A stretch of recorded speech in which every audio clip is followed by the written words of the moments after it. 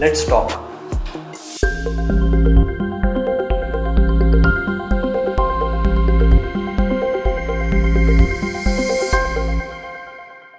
Hey guys, Shubham Pujari here. Welcome back to SP7 Tech. Today's video is on, as you probably know by now, boycotting Chinese products. As we all know, India is majorly dependent on China, whether it be finished products or raw material. But the ones who have gained the most popularity are the Chinese smartphone companies. We all know what is happening between India and China right now, and everyone is pumped up with emotions.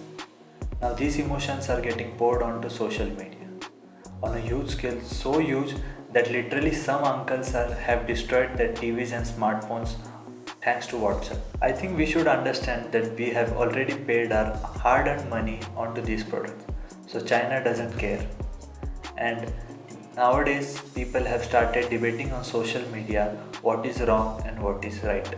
So here are my thoughts. Now let's understand the big picture here. If we see the Indian smartphone market share, Xiaomi, Vivo, Oppo, Realme dominate heavily, and OnePlus dominating the premium smartphone range. These companies have almost 75% of the market share.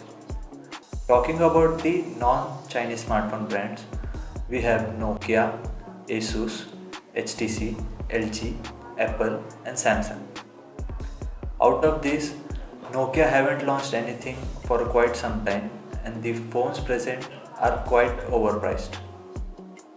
Asus had some good smartphones in budget smartphone range, but it's been a year that they haven't launched anything. LG gives special appearances once in a while, and HTC is dead now. Talking about Apple, okay, let's not talk about Apple. The only option we are left with is Samsung. Samsung recently understood the mid-range smartphone potential, so they launched their M series. To be honest, M series is okay, but not as good as their competitors. For the same price point, you get much more value for money by others. Plus, Samsung sells their Exynos chips in the phones, even in their flagship smartphones. We should understand that non-Chinese smartphone brands from other countries manufacture their smartphones in China. So we can call them as non-Chinese smartphones assembled in China, but eventually they are made in China. We see made in India stickers on these Chinese brands packaging. Are they really made in India? Well, no. They are not made in India, they are assembled in India. Majority of the components are imported from China, then they just assemble it here. So we can call them as Chinese smartphones assembled in India, not made in India. Then there is Samsung, who not only assembles their smartphones in India, but also manufactures many of the components in India. Samsung has the largest smartphone manufacturing plant in the world in Noida. And finally, there are smartphones which are made in India. Maybe not yet. Yes, we don't have a truly made in India smartphones as of now. So until we have better options in the market, we can opt for companies which at least assemble their smartphones in India, which results in employment for many and huge tax revenue for India. Now that's a win-win situation. It is quite understandable, in spite of this strong outrage and even lockdown, Xiaomi and OnePlus products were sold out in minutes in their recent sales. Because when someone wants to buy any product, they will search out for the best possible product in that budget. No one will shell out extra thousands of hard-earned money and settle for less. This is exactly what Chinese smartphone manufacturers have understood about Indian market, that Indian market is price sensitive. So they offer is great performance, good build quality, good features, latest tech, even if it's half-baked, and aggressive pricing. That's the differentiating point. So when people compare Chinese brands with non-Chinese brands, it is almost certain that masses will go for the better value for money product. See, China is the biggest player when it comes to smartphones and its manufacturing.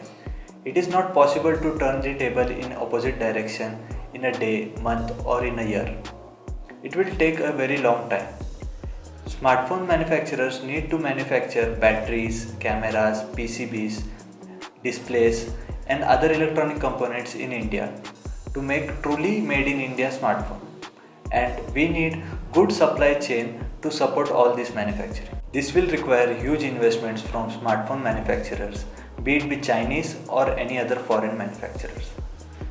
This will be much more difficult for Indian smartphone manufacturers because they will have to start from scratch, unlike Micromax's strategy to just rebrand Chinese smartphones. I also hope that government comes up with new policies which will help to accelerate the process to build a strong smartphone industry in the world's biggest smartphone market. Thanks to the decision of imposing higher import duties and subsidizing local manufacturing, at least we have smartphone assembly lines in India right now. And many Indians are working in the smartphone assembly lines on a huge scale.